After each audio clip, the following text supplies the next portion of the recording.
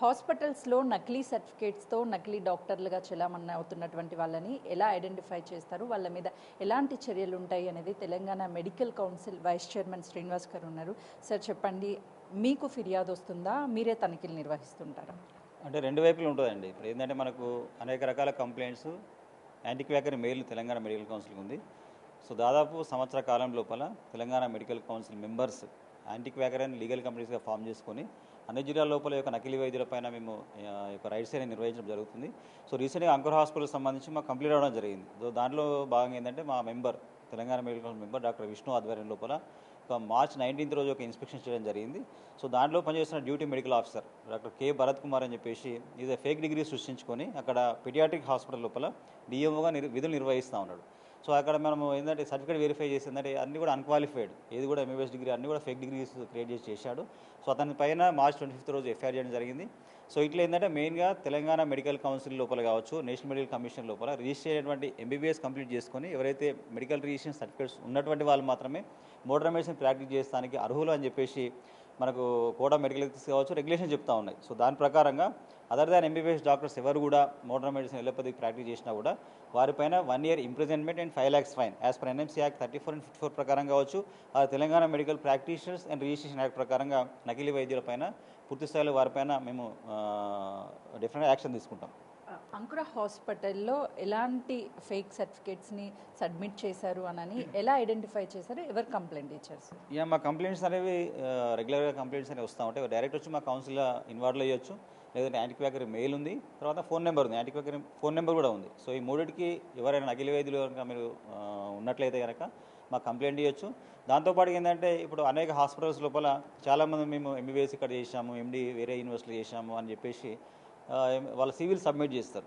మేము ఈ సందర్భంగా నేను అన్ని హాస్పిటల్ అడ్మినిస్ట్రేటర్ కావచ్చు, అన్ని multi speciality super speciality hospitals యొక్క హెచ్ఆర్స్కి, తర్వాత అక్కడ ఉన్న పనిచేస్తున్న డైరెక్టర్స్ చెప్తా ఉన్నాం. సో మీరు మెడికల్ కౌన్సిల్కి సంబంధించిన వెబ్సైట్ మనది ఉంది. సో దాంట్లో డాక్టర్ సెర్చ్ ఉంటుంది. ఆ డాక్టర్ సెర్చ్ లోపల మీకు ఎవరైతే అప్లికేషన్స్ వచ్చాయో అప్లికేషన్ సంబంధించిన మెడికల్ కౌన్సిల్ రిజిస్ట్రేషన్ నెంబర్ ఉంటుంది. ఆ నెంబర్ని మీరు తెలంగాణ మెడికల్ కౌన్సిల్ డాక్టర్ సెర్చ్లో కొడితే ఆ డాక్టర్ డీటెయిల్స్ మొత్తం వచ్చేస్తాయి. సో దాని ద్వారా ఏంటంటే మీరు హాస్పిటల్ అడ్మినిస్ట్రేటర్స్, హెచ్ఆర్ సంబంధించిన వాళ్ళు నెంబర్ కొట్టేసి డాక్టర్ డీటెయిల్స్ మనం అన్నీ వస్తాయి. అతను ఎంబీబీఎస్ ఎక్కడ చేసి ఉండే, ఎండి ఎక్కడ అయింది, డిఎం సూపర్ స్పెషల్ ఎక్కడ చేశాడు, వారి డీటెయిల్స్ వస్తాయి. కాబట్టి డాక్టర్స్ రిక్రూట్ చేసుకున్న హాస్పిటల్స్ ఆ డాక్టర్ సర్చ్ లోపల నెంబర్తో మీరు ఐడెంటిఫై చేయొచ్చు, whether is a qualified unqualified తెలిసిపోద్ది అన్నమాట. సో ఈ యొక్క అవకాశం మనకు ఉంది. కాబట్టి దాని ద్వారా మనం నకిలీ డాక్టర్స్ని ఎవరైనా మీరు ప్రజలు గుర్తించుకోవచ్చు. హాస్పిటల్ డైరెక్టర్స్ కానీ మీరు కన్సల్టేషన్కి ఒక క్లినిక్ పోయారు, అతను ఫేకా క్వాలిఫైడ్ అనే దానిపైన కూడా మీరు తెలంగాణ మెడికల్ కౌన్సిల్ వెబ్సైట్ లోపల మీరు సెర్చ్ చేసుకొని చేయవచ్చు. సో ఇట్లా తెలంగాణ మెడికల్ కౌన్సిల్ నకిలీ వైద్యుల పట్ల చాలా కఠినంగా వ్యవహరిస్తుంది. Because of the public health point of వ్యూలో మనం చేస్తున్నాం. ఎందుకు మనం నకిలీ వైద్యులపైన యాక్షన్ తీసుకుంటున్నాం అంటే బికాజ్ ఆఫ్ వాళ్ళ వల్ల పబ్లిక్ హెల్త్ థ్రెట్ అవుతుంది, పబ్లిక్ హెల్త్ పైన ఇంపాక్ట్ పడుతుంది. ఇప్పుడు యాంటీమైక్రోల్ రెసిస్టెన్స్ కావచ్చు, గతంలో జరిగినటువంటి డెత్స్ కానీ, చాలామంది క్వాక్స్ ఇచ్చినటువంటి ట్రీట్మెంట్ చాలా డెత్స్ అయ్యాయి. చిన్న చిన్న పిల్లలు డెత్స్ కావడం జరిగింది. ఒకరికి అబార్షన్ చేస్తే అది సెప్టిక్ అబార్షన్ అయిపోయి మల్టీ ఆర్గాన్ డిస్ఫంక్షన్ అయిపోయి సర్జరీ చేసినా కూడా బతికిన పరిస్థితి మనకు కనిపించింది. సో ఇట్లా ప్రజల ప్రాణాలను కాపాడడానికి మాత్రమే మంచి వైద్యం, ప్రజలకు నాణ్యమైన వైద్యం క్వాలిఫైడ్ ఎంబీబీఎస్ డాక్టర్స్ ద్వారా అందించాలనేటువంటి ముఖ్య ఉద్దేశం మెడికల్ కౌన్సిల్ ఉంది. కాబట్టి సో దాని ద్వారానే నకిలీ వైద్యుల పట్ల మేము పూర్తి స్థాయిలో ఈ రకంగా వ్యవహరిస్తున్నాం. సో దాదాపు మీకు సంవత్సరం మీద దాదాపు 4 months 3 months అయింది ఈ రైడ్స్ చేయబట్టి మెడికల్ కౌన్సిల్ వచ్చిన తర్వాత. సో ఇప్పటికి దాదాపు 400 పైగా ఈ యొక్క కేసులు నమోదవుతా ఉన్నాయి. ఉమ్మడి జిల్లాలో 10 ఉమ్మడి జిల్లాలు ఏవైతే ఉన్నాయో దానిలో 10 యాంటీక్వాకరీ లీగల్ కంపెనీస్ ఫామ్ చేసుకుని ఇక ఇన్స్పెక్షన్స్ అనేవి మనం చేస్తూ ఉన్నాం. సో దీంట్లో ఏంటంటే ఇక అసలు ఎలాంటి డిగ్రీ లేనటువంటి అన్క్వాలిఫైడ్ వాళ్ళు minimum 10th intermediate BSc BZC చదువుకొని ఇష్టానుసారంగా వాళ్ళు యాంటీబయాటిక్స్ ఇవ్వడం కావచ్చు, స్టిరాయిడ్స్ ఇవ్వడం కానీ, పెయిన్ కిల్లర్స్ ఇష్టానుసారంగా ఇవ్వడం కానీ, తర్వాత కొంతమంది కిడ్స్ అబార్షన్స్ చేయడం కావచ్చు, చిన్న చిన్న మైనర్ సర్జరీస్ చేయడం కానీ, ఇట్లా అర్హత లేకుండా అర్హత మించి వాళ్ళు ఈ వైద్య సేవలు అందిస్తున్నారు. కాబట్టి సో దాని ద్వారా ప్రజలకు ఆరోగ్యం దెబ్బతింటుంది, ప్రజారోగ్యం నష్టం జరుగుతుంది. కాబట్టి దాని దృష్టిలో ప్రజలను ఆరోగ్యం కాపాడే ఉద్దేశంతో క్వాలిఫైడ్ డాక్టర్స్ ద్వారా ప్రజలకు మంచి వైద్యం అందించే అవకాశం ఉందని చెప్పేసి మెడికల్ కౌన్సిల్ ఇప్పటికి కూడా మేము తెలంగాణ రాష్ట్ర వ్యాప్తంగా ఒక రైడ్స్ నిర్వహించడం జరిగింది. దాదాపు ఇప్పటికీ 10 ఉమ్మడి జిల్లా లోపల మేము 400 పైగా ఎఫ్ఐఆర్ నమోదు చేశాం. డెఫినెట్గా రైడ్స్ అనేవి కొనసాగుతాయి. ఇప్పుడు మీరు అంకురాలో జరిగినటువంటి భరత్ కుమార్ పైన కాదు, గతంలో కూడా ఒక సిటీ న్యూరో హాస్పిటల్ లోపల కూడా మేము అక్కడ ఇన్స్పెక్షన్ జరిగింది. అతను కూడా అన్క్వాలిఫైడ్ క్యాండిడేట్. ఆయన ఎంబీబీఎస్, ఎండి అనస్థీషియా, క్రిటికల్ కేర్ మెడిసిన్ అని చెప్పేసి అట్లా పెట్టుకొని అక్కడ డ్యూటీలు నిర్వహించాడు పాపం. అక్కడ కూడా వాళ్ళేంది అడ్మినిస్ట్రేటర్స్ కదా, వాళ్ళకు ఫేక్ డిగ్రీలు సమర్పించాడు. సో వీరికి ఇస్తే ఏంది, వాళ్ళు చూసుకుండా కొన్ని రోజుల పాటు డ్యూటీ చేశారు. మళ్ళీ వాళ్ళకు మేము ఇచ్చాం, డీటెయిల్ రిపోర్ట్ ఇచ్చాం. వాళ్ళు మళ్ళీ అక్కడ ఎఫ్ఐఆర్ చేశారు, వారిని కాపీలు మాకు పంపించారు. సో ఇట్లా ఏంటంటే నకిలీ వైద్యుల పట్ల తెలంగాణ మెడికల్ కౌన్సిల్ చాలా సీరియస్గా ఉంది. సో మీరు హాస్పిటల్స్ కానీ ప్రజలు కానీ మీరు డాక్టర్స్, మెడికల్ కౌన్సిల్ డాక్టర్స్ వచ్చి లోపల సార్ ఎందుకు వీళ్ళంతా కూడా ఫేక్ డాక్టర్స్కి అక్కడ డాక్టర్స్గా ప్రమోట్ చేస్తున్నారు? ఏదైనా ముందుగానే ఒప్పందాలు చేసుకుంటారా హాస్పిటల్స్? అసలు ఎవరు ప్రమోట్ చేస్తూ ఉంటారు అలా? అంటే ఇప్పుడు జనరల్గా మన మల్టీ స్పెషాలిటీ కానీ వేరే హాస్పిటల్స్ సంబంధించిన డాక్టర్స్ ఎవరైతే ఉన్నారో అక్కడ వాళ్ళు ఫేక్ డిగ్రీస్ కరెక్ట్గా గుర్తించలేకపోవడం ద్వారా మాత్రమే జరుగుతుంది అనుకోవచ్చు. కాకపోతే వాళ్ళకి అవకాశం ఏంటంటే మీరు డాక్టర్ సర్చ్ లోపల వెరిఫై చేసుకొని మీరు క్వాలిఫైడ్ అన్క్వాలిఫైడ్ అనేది చేసుకోవచ్చు. కాకపోతే ఎవరైతే ఈ డాక్టర్గా జాయిన్ అయ్యే వాళ్ళు ఎవరైతే ఉన్నారో వాళ్ళు ఫేక్ డిగ్రీ సబ్మిట్ చేసుకొని అక్కడ జాయిన్ అవుతారు. సో వాళ్ళకి నేను ఏం చెప్తున్నా అంటే మీరు మెడికల్ కౌన్సిల్ లోపల డాక్టర్ సర్చ్ అనే ఆప్షన్ ఉంది. ఆ ఆప్షన్ లోపల మీరు మీకు ఏదైతే సీవీ వచ్చిందో ఆ సీవీ లోపల ఉన్న మెడికల్ కౌన్సిల్ రిజిస్ట్రేషన్కి మీరు సబ్మిట్ చేసుకొని కొట్టేస్తే మీకు వచ్చేస్తాయి డీటెయిల్స్. ఈ డాక్టర్ క్వాలిఫైడ్ అని క్వాలిఫికేషన్ అన్నీ కూడా డీటెయిల్స్ వస్తాయి.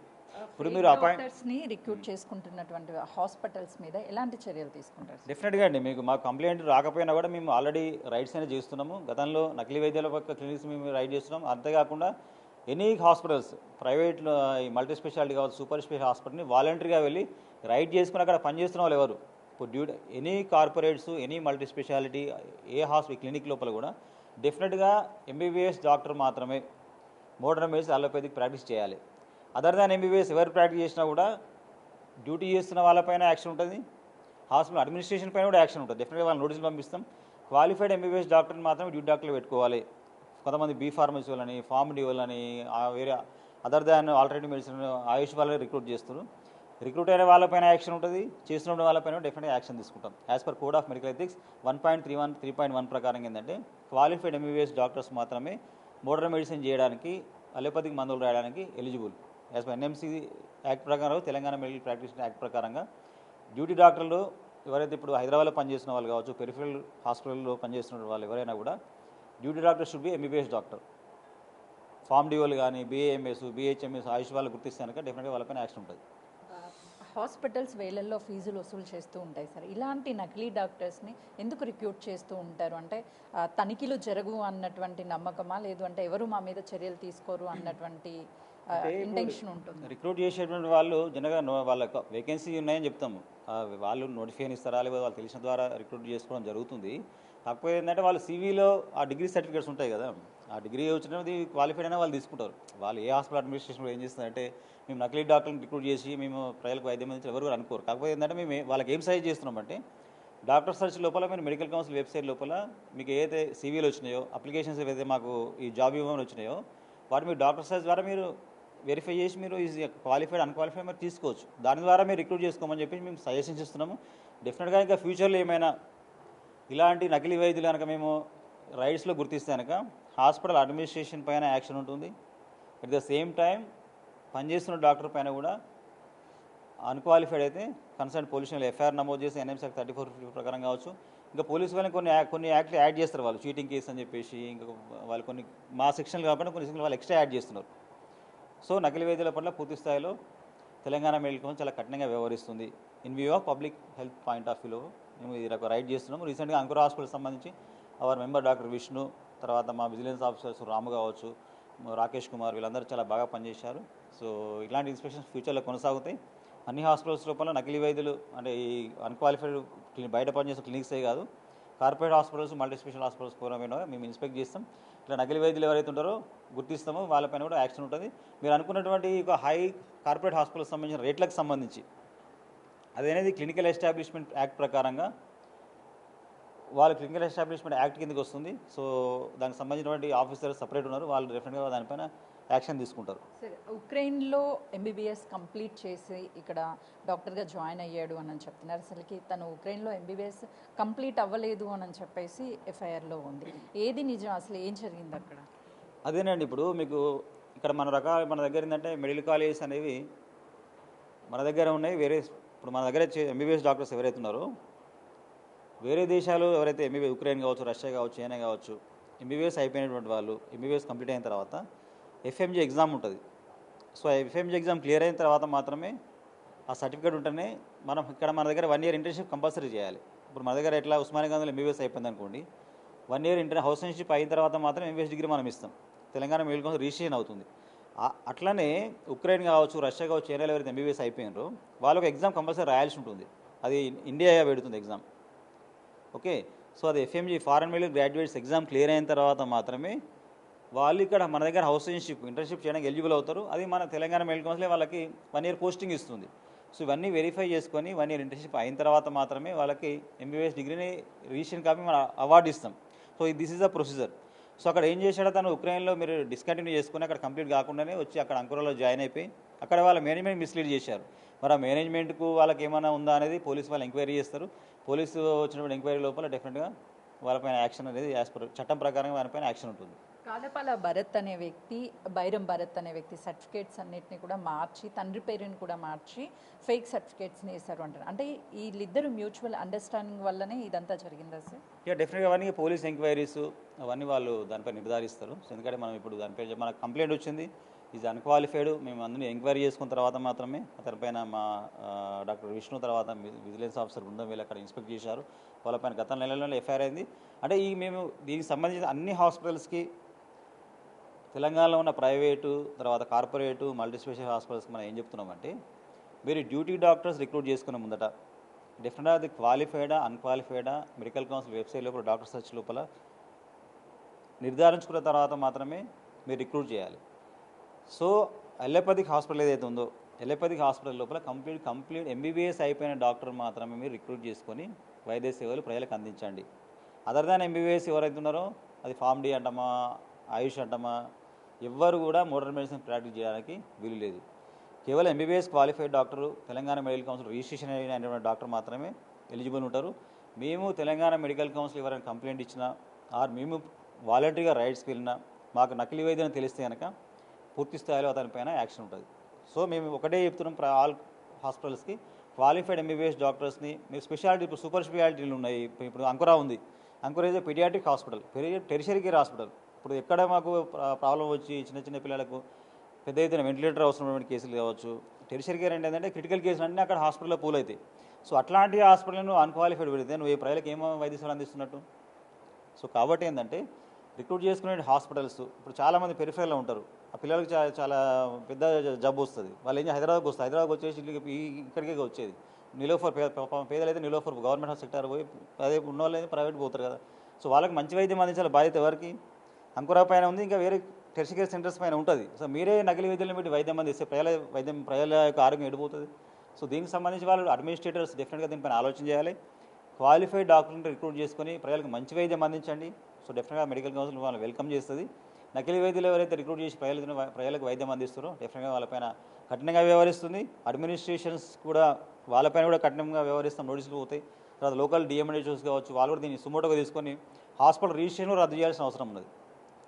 సో ఇట్లా ఏంటంటే మెడికల్ కౌన్సిల్, ప్రభుత్వము, తర్వాత లోకల్ డిఎండిహెచ్ఓ ఆఫీసర్స్ వీళ్ళందరూ కలిసి కొలాబరేషన్లో భాగంగా ఉండి డెఫినెట్ నకిలీ వైద్యులపైన చర్యలు తీసుకుంటే బాగుంటుందని చెప్పేసి. మెడికల్ కౌన్సిల్లో రిజిస్ట్రేషన్ ఎవరు చేసుకోవచ్చు? విదేశాల నుంచి చదువుకొని వచ్చినటువంటి వాళ్ళు చాలామంది ఉంటారు, ఇక్కడ ఉన్నటువంటి వాళ్ళు కూడా ఉంటారు. అసలు రిజిస్ట్రేషన్ ప్రక్రియ ఎలా ఉంటుంది? మన లాంగ్ ప్రాసెస్ ఉంటుంది అని ఎవరు రిజిస్ట్రేషన్ చేసుకోవడం లేదా, లేకపోతే మరి ఇతర క్లెయిమ్ ఉండదండి. ఇప్పుడు ఎవరైనా కూడా మీరు దాదాపు తెలంగాణలో ఇప్పుడు ఎన్ని మెడికల్ కాలేజ్, ఇప్పుడు దాదాపు 65 మెడికల్ కాలేజెస్ ఉన్నాయి. 36 మెడికల్ కాలేజ్ గవర్నమెంట్ సెక్టార్ లోపల, 29 ప్రైవేట్ కాలేజ్ లోపల ఉన్నాయి. దాదాపు 9,000 పైగా ఎంబీబీఎస్ సీట్స్ ఉన్నాయి. ఎంబీబీఎస్ అయిపోయి 4.5 years ఎవరైతే అయిపోయిన వాళ్ళు ఉంటారో వాళ్ళందరూ కంపల్సరీ 1 year ఇంటర్న్షిప్ హౌస్షిప్ చేయాలి. అయిపోయిన తర్వాత మన దగ్గరకు వచ్చేసి వాళ్ళు registering first temporary registering apply చేస్తారు. ఎంబీబీఎస్ అయిన తర్వాత మళ్ళీ 1 year ఇంటర్న్షిప్ అయిపోయిన తర్వాత పర్మనెంట్ రిజిస్ట్రింగ్ అప్లై చేస్తారు. దీనిలో 2 రకాలు ఉన్నాయి. ఒకటేమో నార్మల్ రిజిస్ట్రేషన్స్, 2 తత్కాల్. మీరు నార్మల్ రిజిస్ట్రేషన్ అప్లై చేస్తే మేము వితిన్ 1 week లోపల రిజిస్ట్రేషన్ సర్టిఫికేట్ డైరెక్ట్ వాళ్ళ ఇంటికి వెళ్ళిపోతుంది. అదే తత్కాల అవసరం ఉంది, ఎమర్జెన్సీ ఉంది, 24 hours లోపల మీరు రిజిస్ట్రేషన్ చేస్తాం. ఇక్కడ ఆ రిజిస్ట్రేషన్ అనేది డిలే ఉండదు. Everything is transparent, everything is online. మీరు డైరెక్ట్ ఇంటి దగ్గర నుంచి అప్లై చేసుకోవచ్చు. కేవలం ఫస్ట్ టైం రిజిస్ట్రేషన్ మాత్రమే వాళ్ళు వచ్చి సర్టిఫికేట్ ఇక్కడ వెరిఫికేషన్ చేసుకోవాలి. ఫర్ ఎగ్జాంపుల్ మీరు ఫస్ట్ టైం ఎంబీబీఎస్ అయిపోయింది, వాళ్ళు వచ్చేసి అన్ని ఎంబీబీఎస్ డిగ్రీ, బోనఫైడ్ సర్టిఫికేట్స్ కావచ్చు, ఇంటర్న్షిప్ సర్టిఫికేట్ అవన్నీ తీసుకొచ్చి మన దగ్గర వెరిఫై చేసుకున్న తర్వాత మనకి ఎంబీబీఎస్ రిజిస్ట్రేషన్ కాపీ మనం ఇస్తాం. అంతే కూడా ఫస్ట్ టైం ఎండీ అయిపోయింది అనుకోండి, మా దగ్గర వెరిఫై చేసుకోవాలి, ఎండీ రిజిస్ట్రేషన్ ఇస్తాం. సూపర్ స్పెషల్ అంటే ఫస్ట్ టైం రిజిస్ట్రేషన్ మాత్రమే మెడికల్ కౌన్సిల్ వెరిఫికేషన్ రావాల్సి ఉంటుంది. అదే మీరు దాని తర్వాత ఎవ్రీ 5 years కోసం రెన్యువల్ చేయించుకోవాలి. ఈ రెన్యువల్కి మాత్రం మీరు డైరెక్ట్ ఆన్లైన్లో అప్లై చేసుకోవచ్చు. అప్లై చేసుకుంటే మేము ఆన్లైన్లోనే వాళ్ళకి డైరెక్ట్ ఇంటికి పంపించేస్తాం. క్యాండిడేట్ మనకి ఇక్కడ రావాల్సిన అవసరం లేదు. సో అంతా ట్రాన్స్పరెన్సీగా నిబద్ధతతో నిజాయితీగా Telangana medical council time lines లోపల మేము సర్టిఫికేట్స్ ఇస్తున్నాం. ఇంకా తర్వాత వేరే దేశాల లోపల ఎవరైతే ఎంబీబీఎస్ అయిపోయిన వాళ్ళు, ఉక్రెయిన్ కావచ్చు, రష్యా కావచ్చు, చైనా కావచ్చు, ఇంకా వేరే ఎక్కడ అయిపోయినా కూడా వాళ్ళు మన దగ్గర తెలంగాణ ప్రభుత్వం పెడుతుంది. Government of India NB board వాళ్ళు foreign medical graduate exam conduct చేస్తారు. ఇక ఈ ఇయర్ నుంచి అది నీట్గా కన్వర్ట్ అయ్యి నీట్ ఎగ్జామ్గా నీట్ 1 నీట్ 2 కన్వర్ట్ అయిపోయింది. సో అది ఎగ్జామ్ క్లియర్ అయిన వాళ్ళు మాత్రమే వాళ్ళు మన మెడికల్ కౌన్సిల్కి వచ్చేసి మన 1 year పోస్టింగ్ ఇస్తాం, ఇంటర్న్షిప్ ఇస్తాం. సో అది వాళ్ళు కంప్లీట్ అయిన తర్వాత రిజిస్ట్రేషన్స్ అవుతాయి. సో ఇది ప్రాసెస్. ఎక్కడ కూడా మీరు రిజిస్ట్రేషన్ సంబంధించి మెడికల్ కౌన్సిల్ అనేది చాలా ట్రాన్స్పరెంట్గా ఉంది. మీరు అప్లై చేసినటువంటి వితిన్ 1 week 10 days లోపల మీకు నార్మల్ రిజిస్ట్రేషన్ అయిపోతుంది. 24 hours లోపల తత్కాలు అయిపోతుంది. ఇక రిజిస్ట్రేషన్ డిలే లేదు. కాకపోతే ఈ డిగ్రీ అయిపోయినటువంటి వాళ్ళు, సగంలో మధ్యలో అయిపోయినటువంటి వాళ్ళు, కొంతమంది ఎఫ్ఎంజీ క్లియరెన్స్ ఎగ్జామ్ క్లియర్ కాని వాళ్ళు కొంతమంది ఉంటారు, వేరే దేశాలు అయిపోయిన వాళ్ళు కూడా కొంతమంది బయట పనిచేస్తారు. అట్లాంటి వాళ్ళని కూడా మేము ఎఫ్ఎంజీ క్లియర్ కాని వాళ్ళు ఎవరైతే బయట పనిచేస్తున్నారో సో వాళ్ళపైన కూడా యాక్షన్ ఉంటుంది. అదర్ దాన్ ఎంబీబీఎస్ వాళ్ళు ఎవరు పనిచేసినట్టు వాళ్ళపైన కూడా యాక్షన్ ఉంటుంది. ఇది ఆల్రెడీ సర్కులర్ మేము అన్ని కార్పొరేట్ హాస్పిటల్స్కు, ప్రైవేట్కి, అందరికీ కూడా మేము ఆల్రెడీ కామన్ సర్కులర్ ఇచ్చాం. ఎంబీబీఎస్ డిగ్రీ ఉన్నటువంటి డాక్టర్లు మాత్రమే మీరు ఎంబీబీఎస్ డ్యూటీ డాక్టర్గా పెట్టుకోండి అని కూడా మనం ఇచ్చాం. ఇంకా పీడియాట్రిక్ హాస్పిటల్స్ డెఫినెట్గా డీసీహెచ్ కానీ ఎండీ పీడియాట్రిక్ అయిపోయినటువంటి వాళ్ళు మాత్రమే అక్కడ చిన్నపిల్లల హాస్పిటల్ లోపల వాళ్ళు పనిచేయాలి. సో ఇవి గైడ్ లైన్స్. సో దీన్ని ఉపక్రమిస్తే కూడా మెడికల్ ఉపక్రమిస్తే డెఫినెట్గా వారిపైన యాక్షన్ ఉంటుంది. కోర్టుని మీరు ఏమని అప్రోచ్ అయ్యారు, ఏం కోరుతున్నారు అసలు కోర్టుని? మీరు భరత్ కుమార్ మీద కూడా పిటిషన్ దాఖలు చేసినట్లుగా కూడా తెలుసు. ఇక అవన్నీ లీగల్గా ప్రొసీడ్ అవుతాయండి. ఇప్పుడు మనకి ఎన్ఎంసీ యాక్ట్స్ ఉన్నాయి, Telangana medical practice registration act ఉంది. యాజ్ యాక్ట్ ప్రకారంగా అవి లీగల్గా అవన్నీ అయిపోతాయి. కాకపోతే ఏంటంటే ఈ ఏవైతే రూల్స్ ఏవైతే ఉన్నాయో డెఫినెట్గా అవి అందరూ కూడా పాటించాలని చెప్పేసి కోడ్ ఆఫ్ మెడికల్ ఎథిక్స్ కానీ, క్వాలిఫైడ్ ఎంబీబీఎస్ డాక్టర్స్ కావచ్చు, రిజిస్ట్రేషన్ సర్టిఫికేట్స్ అవన్నీ వెరిఫై చేసుకున్న తర్వాత మాత్రమే హాస్పిటల్స్ అనేవి డాక్టర్స్ని క్వాలిఫైడ్ డాక్టర్ రిక్రూట్ చేయాలని చెప్పేసి ఈ సందర్భంగా మేము ఆల్ హాస్పిటల్స్కి మేము ఈ సందర్భంగా మెసేజ్ ఇస్తున్నాం. ఫైనల్లీ భరత్ కుమార్ చేసినటువంటి తప్పిదాలు ఏంటి, అసలు ఫేక్ డాక్టర్గా ఎలా జాయిన్ అయ్యాడు, ఏమేమి సార్? అదేనండి, ఇప్పుడు అవన్నీ మీకు ఇప్పుడు మన డాక్టర్ విష్ణు ఆధ్వర్యం లోపల ఆల్రెడీ వాళ్ళు ఇన్స్పెక్షన్కి వెళ్ళారు. ఉన్నటువంటి డిగ్రీస్ మొత్తం ఫేకే, ఏది కూడా కరెక్ట్ డిగ్రీస్ లేవు. సో అది ఆల్రెడీ ఎఫ్ఐఆర్ ఫైల్ చేసాము, అది లీగల్గా ప్రొసీడ్ అవుతుంది. సో మీకు ఆల్రెడీ మీకు ఇన్ఫార్మ్ చేసి ఆల్రెడీ మీకు ఎక్స్ప్లెయిన్ చేయడం జరిగింది. Qualified anything is MBBS degree ఉన్నటువంటి వాళ్ళు, తెలంగాణలో రిజిస్టర్ అయినటువంటి వాళ్ళు మాత్రమే దే ఆర్ ఎలిజిబుల్. అట్లా పీడియాట్రిక్ అనగానే చిన్నపిల్లలకి చూస్తూ ఉంటారు సార్, ఇది చాలా మ్యాండేటరీ. ఎక్కడెక్కడ నుంచో మీరు చెప్పినట్లుగా విలేజెస్ నుంచి కూడా ఇక్కడికి వచ్చి కార్పొరేట్ హాస్పిటల్లో డబ్బులు పెట్టలేకపోయినా కూడా చాలా సందర్భాల్లో అప్పు చేసి మర్తిస్తాయి. ఇలాంటి నకిలీ వైద్యులను పెట్టి అక్కడ ట్రీట్మెంట్ అందిస్తే వాళ్ళ ప్రాణాలని చేతులరా కూడా తీసిన వాళ్ళే అవుతారు. సో ఏం చెప్తారు ఫైనల్లీ? డాక్టర్స్ అంటేనే ప్రాణాలు పోస్తారు అనేది ఒక నమ్మకం, దేవుళ్ళతో భావిస్తారు. మీరు ఏం చెప్పాలనుకుంటున్నారు? డెఫినెట్గా అండి, ఇప్పుడు పీడియాట్రిక్ హాస్పిటల్స్ అనేవి టెర్షియరీ హాస్పిటల్ గవర్నమెంట్ సెక్టర్ లోపల నిలోఫర్ హాస్పిటల్ అనేది ఉంది.